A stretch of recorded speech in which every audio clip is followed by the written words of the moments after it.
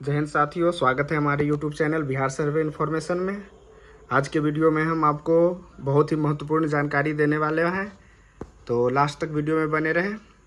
सबसे पहले आप ये देख पा रहे हैं कि जो हमारे पास एक पेपर की कटिंग है दैनिक जागरण की, उसमें सबसे जो फर्स्ट हेडिंग लिखा हुआ है जमीन सर्वे, आप खुद से बनाए वंशावली दस्तावेज के साथ जमीन की घोषणा करें। और सबसे ऊपर में जब भी इससे पहले क्या था कि जो हम लोग सर्वे फॉर्म भर रहे थे और जमा कर रहे थे, उसमें लिखा हुआ था कि मृत्यु प्रमाण पत्र जमा करने के बारे में बोल रहे थे, लेकिन इसमें साफ साफ ये बताया गया है कि मृत्यु प्रमाण पत्र हो तो जमा करे, अगर ना हो तो छोड़ दे, कोई दिक्कत नहीं है। अगर आपके पास जो हमारे पूर्वज है, आज से अगर 50 साल 100 साल पहले वो मर गए तो उनका मृत्यु प्रमाण पत्र संभव नहीं है। तो उस स्थिति में करना क्या है कि अगर आपके पास अवेलेबल है तो बेटर है, नहीं है तो कोई दिक्कत नहीं है। उसके बाद है कि मौखिक बंटवारा भी मान्य। मौखिक बंटवारा मतलब ये हुआ कि नीचे जो लिखा हुआ है आप देख पा रहे हैं कि मौखिक बंटवारा मान्य होगा या नहीं।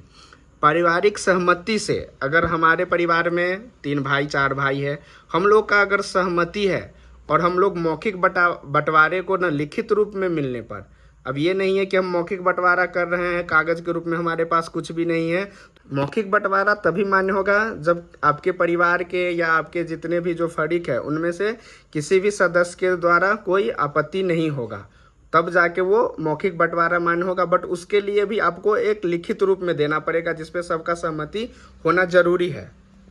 तो सबसे पहला जो इधर पॉइंट है कि आवेदन देना कैसे है, तो आवेदन देना है जो प्रपत्र 2 और प्रपत्र 3 है उसमें देना है। इसमें आपको स्वघोषणा कहा जाता है, जिसको आप जो अगर जिंदा व्यक्ति है, जिनके नाम से जमाबंदी कायम है, जिनके नाम से केवाला है, उनको प्रपत्र 2 भरना है। और ये है कि जिनके नाम से जमाबंदी था, जिनके नाम से खतियान था, उनका मृत्यु हो गया है, तो उस स्थिति में करना है कि हमको प्रपत्र 3 भरना है, उसका 2 पार्ट है और वो दोनों पार्ट भरना है। तो इसको हमको ऑफलाइन भी जमा कर सकते हैं। ऑफलाइन के लिए आप शिविर में जाके जमा कर सकते हैं, जो कि अंचल में लगा हुआ है। हर एक अंचल में एक सर्वे ऑफिस बना है।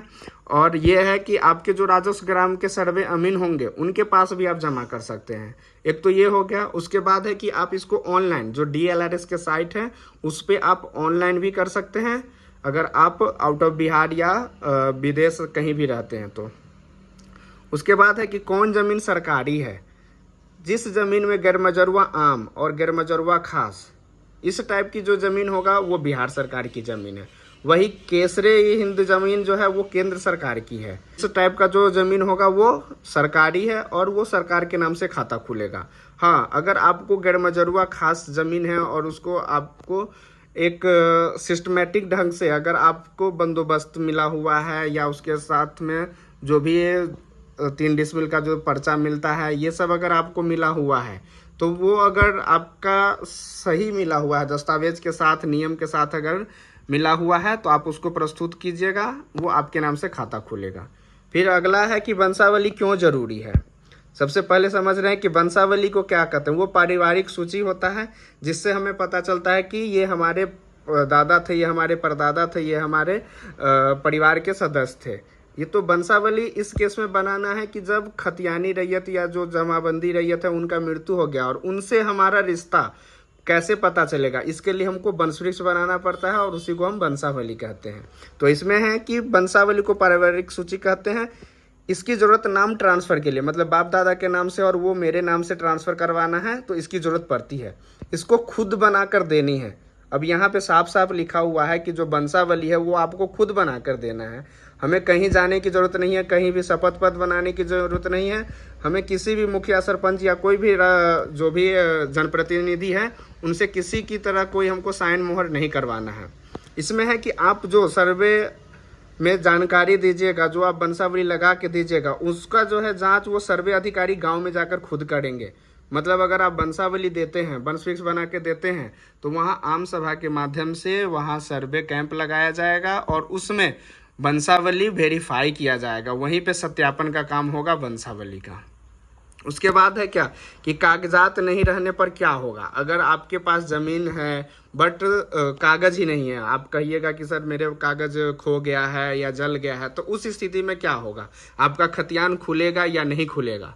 तो ऐसा कहा गया है कि जमीन का दावा करने वाले व्यक्ति के पास जमीन का कागजात नहीं है। ऐसी स्थिति में जमीन के चौहद्दीदार जो उत्तर, पूरब, पश्चिम, दक्षिण होता है उसको चौहद्दीदार बोलते हैं, जो आपके जमीन के चारों साइड जमीन जिनका होता है, अगर उनके पास दस्तावेज होगा, मतलब उनके पास कोई केवाला है और उनके केवाला में लिखा हुआ है कि इस साइड में ये है, तो उसमें एक क्लियर हो जाता है कि इसके बगल वाला जो ज़मीन है वो इन्हीं का है और वो अगर आप ही है, आप ही के वंशज है, अगर आप ही का नाम है, तो उस स्थिति में है कि अधिकारी जाएंगे, उस दावे का जांच करेंगे, सत्यापन करेंगे। दावा अगर सही रहा तो फिर आपके नाम से खतियान बनेगा।